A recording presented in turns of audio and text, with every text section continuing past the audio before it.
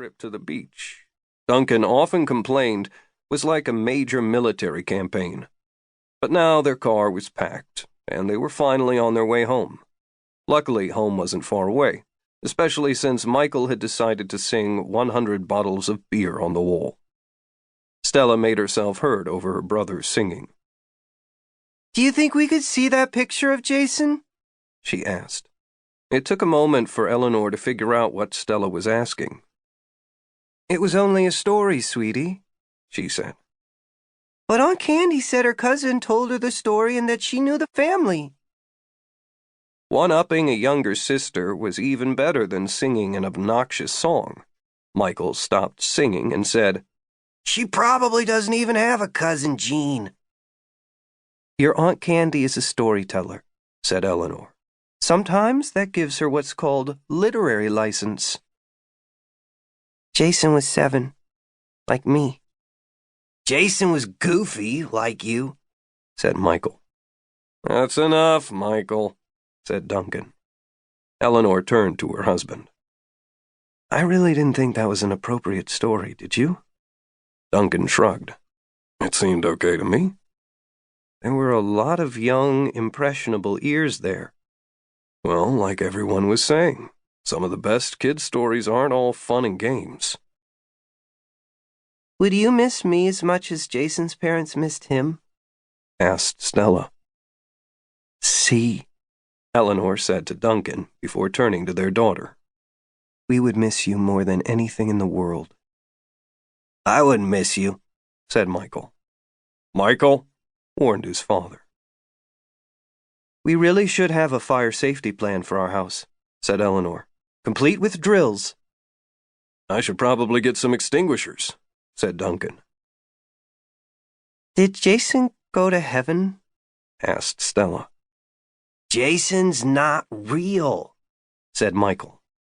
Aunt Candy said it was a true story. "In that case, my story was true too," said Michael.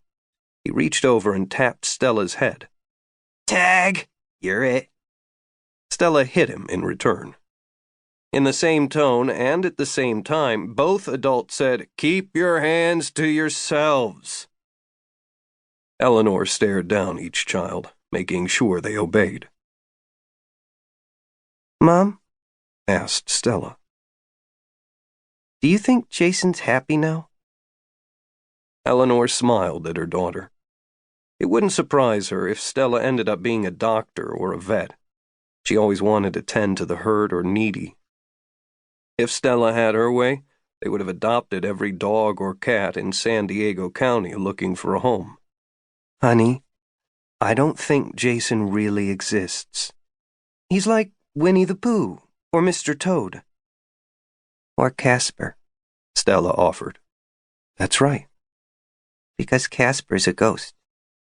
"There are no such things as ghosts," Michael said. Stella wasn't about to concede. "Then what about Jason?" The Pierce's Del Mar home was a little more than a mile from the beach. They never would have been able to afford the property if Duncan's parents hadn't previously owned it. There was nothing fancy about it, save for its proximity to the Pacific. Still, it was a comfortable home in an upscale neighborhood. "Take off your shoes," Eleanor told her children. "and brush off your arms and legs. This time, let's try not to bring the entire beach into the house." Under her watchful eyes, both children did as she asked. "Okay, now go brush your teeth. I'm sure they're full of chocolate and marshmallows." "I had 7 s'mores," said Michael. "Flame on!" "It's too late for a shower," Eleanor said. "But tomorrow morning I want each of you to take one." While Duncan unpacked the car, Eleanor put the children to bed.